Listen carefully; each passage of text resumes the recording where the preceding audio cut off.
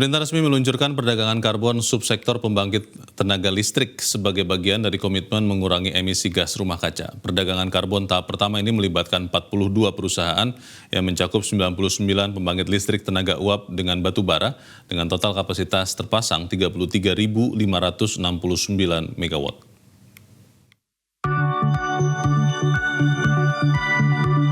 Perdagangan karbon subsektor pembangkit tenaga listrik dengan skema cap and trade atau jual beli karbon antara PLTU batubara akhirnya resmi dimulai. Perdagangan karbon tahap pertama ini melibatkan 42 perusahaan yang mencakup 99 PLTU batubara yang terhubung dengan jaringan PLN dengan total kapasitas terpasang 33.569 MW. Terdiri dari 55 unit PLTU dari PLN Group dan 44 unit pembangkit swasta.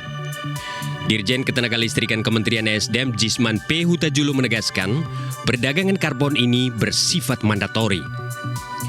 Unit pembangkit yang menghasilkan emisi lebih dari batas yang ditetapkan wajib membeli hak mengemisi dari unit PLTU yang menghasilkan emisi di bawah ambang batas. Menurut Jisman, harga karbon yang diperdagangkan antara unit PLTU di dalam negeri berkisar antara $2 hingga $18 Amerika per ton.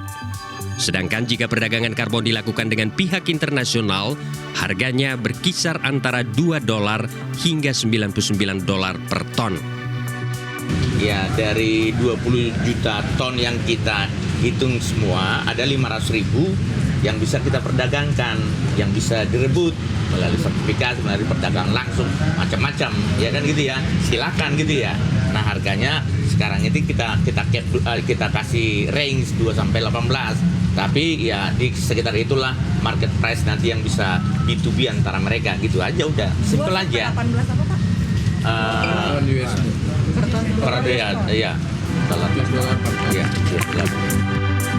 Menurut Jisman, Kementerian ESDM telah menetapkan nilai persetujuan teknis batas emisi atau PTBAE untuk 99 unit PLTU batubara dari 42 perusahaan yang menjadi peserta perdagangan karbon ini. PTBAE PLTU yang terhubung ke jaringan PLN itu terbagi dalam 4 kategori. Antara lain, PLTU non-mulut tambang dan PLTU mulut tambang dengan kapasitas terpasang 25-100 MW dengan ketentuan batas atas emisi sebesar 1,297 ton CO2 ekuivalen per megawatt.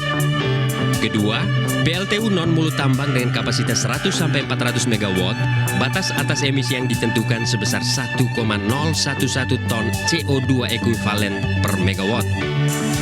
Sedangkan PLTU non-mulut tambang di atas 400 MW sebesar 0,911 ton CO2 ekuivalen per megawatt dan PLTU kurang dari 100 MW sebesar 1,089 ton CO2 ekuivalen per megawatt.